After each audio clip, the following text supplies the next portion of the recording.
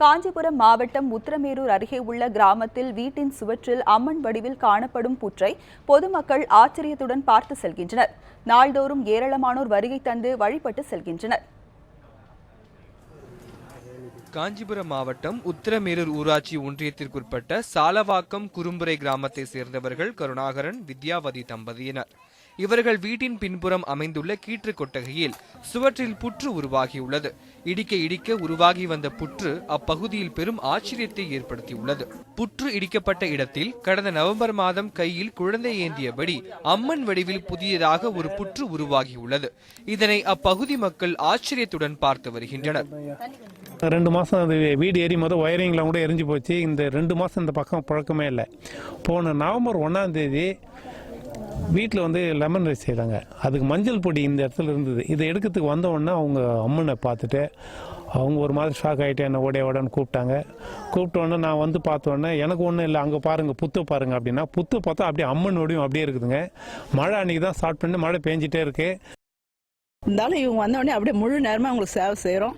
எங்களுக்கு ஆன்மீகம்னா என்னன்னு தெரியாது. இந்த 60 நாளில் இப்படி ஒரு உலகம் இருக்குதா அப்படின்னு அப்படியே ஐக்கியமாயிட்டோம். அதில் அன்னிலேருந்து துறவு வாழ்க்கை மாதிரி இல்லற துறவியா அன்னைக்கு வெளியே வந்தவதான். தங்கள் வீட்டில் அம்மனை குடிகொண்டுள்ளதாக கருதி கருணாகரன் தம்பதியினர் கடந்த 60 நாட்களுக்கு மேலாக தொடர்ந்து பூஜைகள் செய்து வருகின்றனர். அம்மன் வடிவில் உருவாகியுள்ள புற்றை காண நாள்தோறும் ஏராளமான பொதுமக்கள் வந்து செல்கின்றனர்.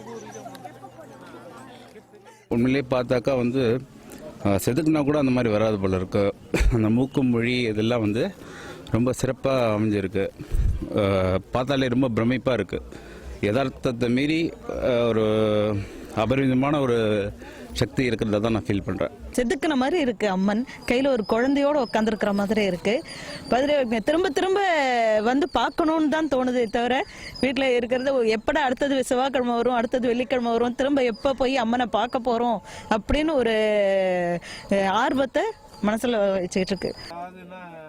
இடிக்க இடிக்க உருவான புற்றை கோவிலாக பார்க்கும் கருணாகரன், வித்யாவதி தம்பதியர் புற்று உருவாகியுள்ள இடத்தில் கோவில் எழுப்பி அம்மனுக்கு சேவை செய்வதே தங்களது விருப்பம் என்று தெரிவிக்கின்றனர்.